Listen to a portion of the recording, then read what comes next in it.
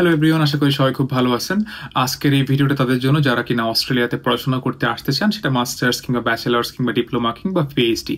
So আমি এই ভিডিওতে আজকে শেয়ার করব আমি কিভাবে অ্যাপ্লাই করছিলাম, আমার কোন কোন ডকুমেন্টের প্রয়োজন ছিল, আমার কত টাকা খরচ হয়েছিল, এবং আপনাদের কোন কোন ভুল বা কোন কোন বিষয়গুলো এড়াই চলা উচিত আপনার ভিসা রিজেক্ট যাতে না হয়। সো আপনি যদি আমার চ্যানেল নতুন হয়ে থাকেন, অবশ্যই ভিডিওটাতে একটা লাইক দেবেন, এবং আপনার যদি কোনো প্রশ্ন থেকে থাকে পুরো ভিডিও দেখার পরে বা পুরো ভিডিও দেখার মাঝখানে আপনি অবশ্যই কমেন্ট করে আমাকে জানাবেন, এবং অবশ্যই সাবস্ক্রাইব করবেন যাতে আমি আরও সামনের দিনে আরও অনেক ভিডিও তৈরি করতে পারি, অনেক ইনফরমেশন শেয়ার করতে পারি। কারণ আপনারা যদি আমাকে সাপোর্ট করেন, সামনের দিনগুলোতে আমি এখানকার পিআর, এখানকার জব, লাইফস্টাইল এবং আরো অনেক ইনফরমেশন নিয়ে আমি ভিডিও তৈরি করব। আমি অস্ট্রেলিয়াতে আসছিলাম আমার পড়াশোনার জন্য, মাস্টার্স করার জন্য। আমি বাংলাদেশে আমেরিকান ইন্টারন্যাশনাল ইউনিভার্সিটি AIUB থেকে ব্যাচেলর করছিলাম, এবং অস্ট্রেলিয়াতে আসছি আমার মাস্টার্স করার জন্য। আমি অস্ট্রেলিয়াতে ইউনিভার্সিটি অফ ওলংগং থেকে masters in business analytics and masters in project management 2 বছরেই আমি আমার মাস্টার্স শেষ করি, এবং 2টা ডিগ্রি।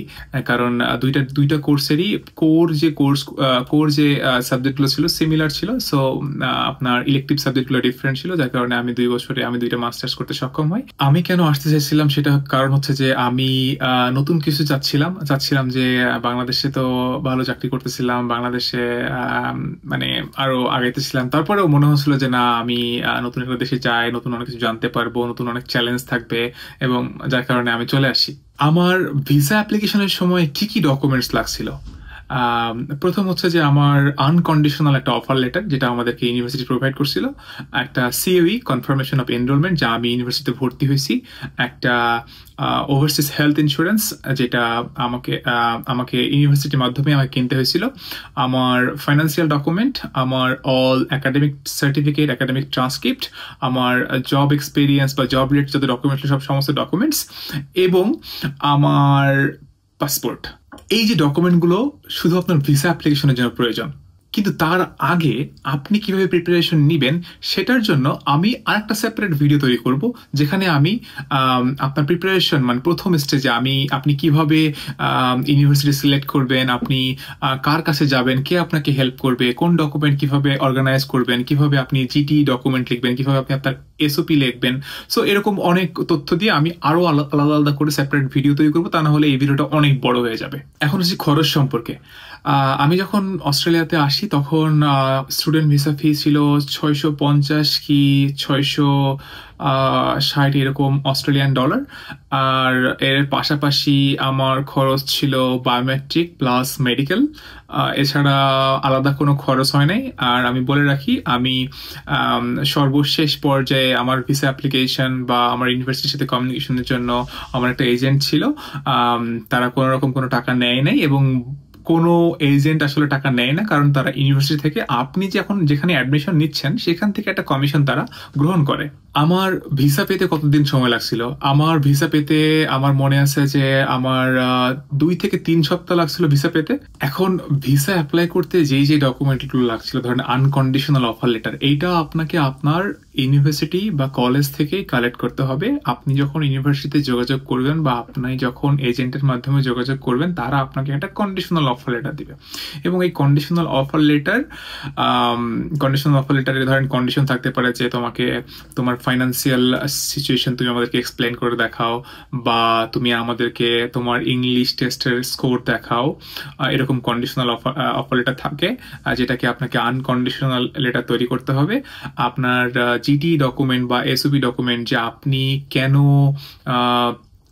অস্ট্রেলিয়াতে আসতে চাচ্ছেন এবং ওই সাবজেক্টে পড়তে চাচ্ছেন, এবং পড়াশোনা করার পরে আপনি কি করবেন, এবং এই সাবজেক্টে পড়লে আপনার ক্যারিয়ার কতটুকু এনরিচ হবে, এবং আপনি এই সাবজেক্টে পড়াশোনা শেষ করার পরে আপনার ভবিষ্যতে কিভাবে দেখতেছেন, সমস্ত বিষয়, এবং আপনার ব্যক্তিগত কিছু তথ্য, আপনি ছোটবেলা থেকে বেড়ে ওঠা, আপনার শিক্ষার প্রতি আপনার যে আগ্রহ, সমস্ত বিষয় আপনাকে এই SOP বা GT ডকুমেন্টে, মানে জেনুইন টেম্পোরারি এন্ট্রান্ট, এই ডকুমেন্টটাতে আপনাকে ক্লিয়ার করতে হবে।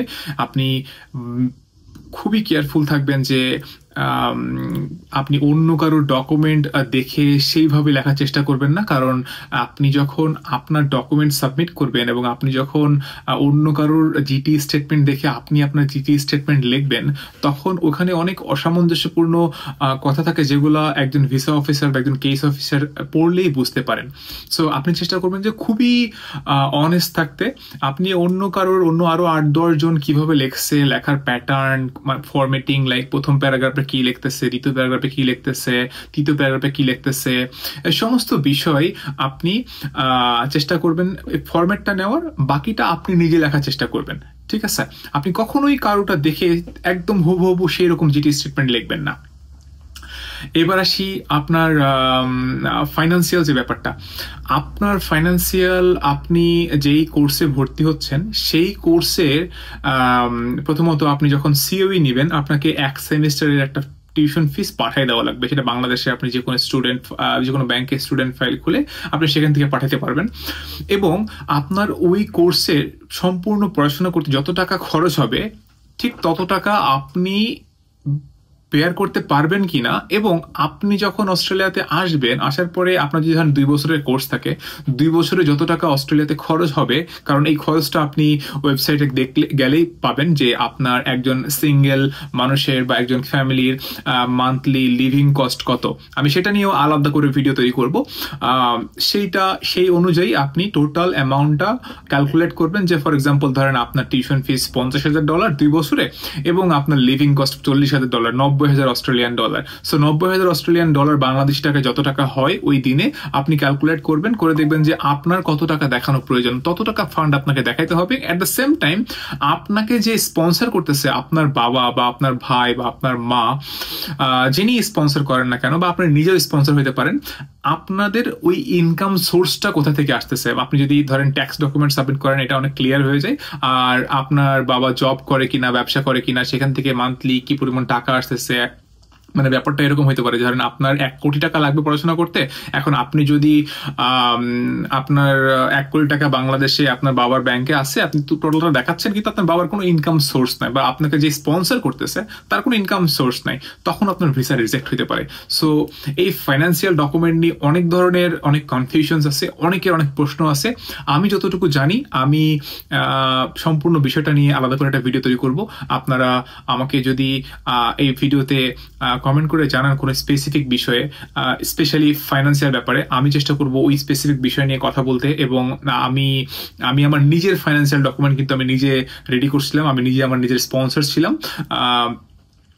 যার কারণে আমি এইটা নিয়ে একটু বিস্তারিত আপনাদেরকে হয়তো বা হেল্প করতে পারবো। এখন আসি যে আপনাদের কোন ভুলগুলা করা উচিত না। ঠিক আছে, যেই ভুলগুলোর কারণে আপনার ভিসা রিজেক্ট হতে পারে, ওই যে প্রথমে বললাম যে আপনার জিটি স্টেটমেন্ট খুবই জেনুইন হতে হবে, আপনি নিজে লিখবেন, আপনি কাউকে টাকা দিয়ে লেখাবেন না। প্রথম কথা হচ্ছে এইটা।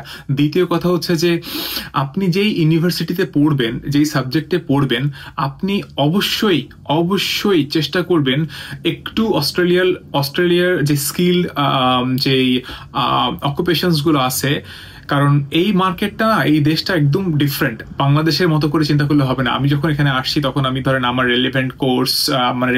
জব রেলিভেন্ট কোর্স আমি চুজ করছিলাম business analytics and project management, যেটা কিনা এখানে খুব বেশি ডিমান্ডিং না। আমি আমার পড়াশোনা শেষ করার পরেও আমি থাকতে চাইলেও আমাকে ধরেন অল্টারনেটিভ অনেক কিছু করতে হইতেছে, যেটা আমার ওই ডিগ্রিটা আমাকে খুব বেশি হেল্প করতেছে না। বাট এখানে অনেকেই আসছে যারা কিনা ওই কোর্সটা চুজ করছিল, যেই কোর্সটা অস্ট্রেলিয়ার মার্কেটে খুব ডিমান্ডিং, তারা কিন্তু খুব ইজিলি থাকতে পারতেছে, অনেক বেশি কোয়ালিফাইড না হইলেও, কারণ তাদের কাছে অস্ট্রেলিয়ার ওই ডিগ্রিটাই আছে যেটা অস্ট্রেলিয়ার মার্কেট বর্তমানে চাচ্ছে। So you have to be very careful about this things. And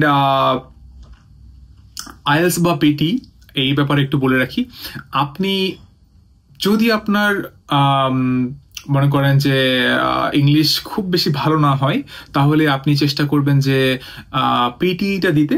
পিটিটা comparatively easy, কারণ আমি বাংলাদেশ থেকে অস্ট্রেলিয়াতে আসার আগে আমি আইএলটিএস দিয়েছিলাম, তখন আমার 7 ও 7.5 ছিল, আমি ভুলেও গেছি, আজ থেকে 3 বছর আগের কথা। কিন্তু আমি এখানে আসার পরে আমি আবার পিটি দিয়েছিলাম, আসার পরে পিটি দেওয়ার প্রয়োজন ছিল, তখন পিটি দিয়েছিলাম। এবং পিটি দেওয়ার পরে দেখলাম যে ব্যাপারটা খুব ইজি, খুব বেশি এফোর্ট দেওয়া লাগে না, সেম লেভেলের স্কোর পাওয়া যায়। একটু বেশি এফোর্ট দিলে মানে মানে IELTS এ যেরকম এফোর্ট আপনি দিছিলেন বা আমি দিছিলাম সেই রকম এফোর্ট দিলে পিটিইতে হয়তো বা আরো ভালো স্কোর করতে পারতাম।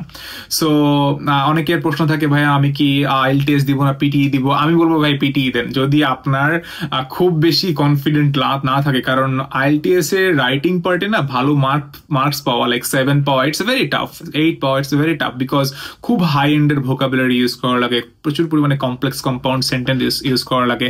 সো IELTS পিটিই নিয়ে ডিফারেন্ট একটা ভিডিওতে অবশ্যই কথা বলবো। তার আগে একটু বলে নেই আর কি বিষয় আপনাকে এড়াই চলা উচিত। সবচেয়ে ইম্পর্টেন্ট ব্যাপার হচ্ছে যে আপনি যখন কোনো এজেন্টের কাছে যাচ্ছেন, আপনি অবশ্যই চেক করবেন আপনি যে ইউনিভার্সিটিতে ভর্তি হয়েছেন, ফর এক্সাম্পল আপনি ইউনিভার্সিটি অফ ক্যানবেরাতে ভর্তি হচ্ছেন বা ইউনিভার্সিটি অফ ক্যানবেরাতে ভর্তি হতে চাচ্ছেন, এবং আপনি যে এজেন্টের কাছে যাচ্ছেন আপনি একটু ভালো মতো চেক করবেন ইউনিভার্সিটি অফ ক্যানবেরার অফিসিয়াল ওয়েবসাইটে গিয়ে, সেখানে যে আপনি দেখতে ইন্টারন্যাশনাল স্টুডেন্ট যখন সেকশনটা আছে ক্লিক করলে ওখানে আপনি দেখতে পারবেন যে আপনার দেশে কোন কোন এজেন্টের সাথে ইউনিভার্সিটি অফ ক্যানবেরার সম্পর্ক আছে বা ইউনিভার্সিটি অফ মেলবোর্নের সম্পর্ক আছে। ওখানকার এজেন্টের লিস্টই দেওয়া আছে, আপনি ওই এজেন্টের লিস্ট ধরে সেই এজেন্টের কাছে যান। আমি বলবো বাংলাদেশে আইডিপি খুবই ভালো করতেছে, গ্লোবালি খুব ভালো করতেছে। আপনি আইডিপিতে যেতে পারেন, আইডিপি আপনাকে খুব ভালো সহযোগিতা করবে এবং তাদের সাথে মোস্ট অফ দ্য ইউনিভার্সিটির সম্পর্ক আছে। আজকের জন্য এই পর্যন্তই, ভিডিও অনেক বড় হয়ে যাচ্ছে। আর আমি আপনাদেরকে বলে নেই, আমার কথা বলাতে যদি কারো আমার কথা যদি কোনো ভুল থেকে থাকে সেটা ক্ষমা সুন্দর দৃষ্টিতে দেখবেন। আমি খুব নতুন নতুন ভিডিও বানাচ্ছি, আমি বরাবরই ক্যামেরার পিছনের লোক ছিলাম, কিন্তু খুব ইচ্ছা করে যে কিছু ইনফরমেশন আপনার সাথে শেয়ার করি, আর সেই ইচ্ছাটা হয়তো আরো বাড়বে যদি আপনারা আমাকে সাপোর্ট করেন। আমি হয়তো সামনের দিনগুলোতে আরো বেশি ভিডিও তৈরি করে আপনাদেরকে শেয়ার করব, আরো বেশি ইনফরমেশন শেয়ার করব, কিন্তু সেটার জন্য আপনাদের সাপোর্ট প্রয়োজন। আর স্পেশালি কারোর যদি কোনো ধরনের প্রশ্ন থাকে আপনারা অবশ্যই কমেন্ট করে আমাকে জানাবেন, আমি চেষ্টা করব সেই প্রশ্নের উত্তর কমেন্টে দিয়ে দেওয়ার, অথবা সেটা যদি খুব ব্রড কোনো প্রশ্ন হয়ে থাকে আমি যদি কমেন্টে আনসার করতে না পারি, আমি কথা দিচ্ছি আমি হয় সেটার জন্য ভিডিও তৈরি করব, অথবা আমি আপনার সাথে যোগাযোগ করে সেই ইনফরমেশনটা প্রোভাইড করার চেষ্টা করব। ধন্যবাদ, ভালো থাকবেন, আল্লাহ হাফেজ।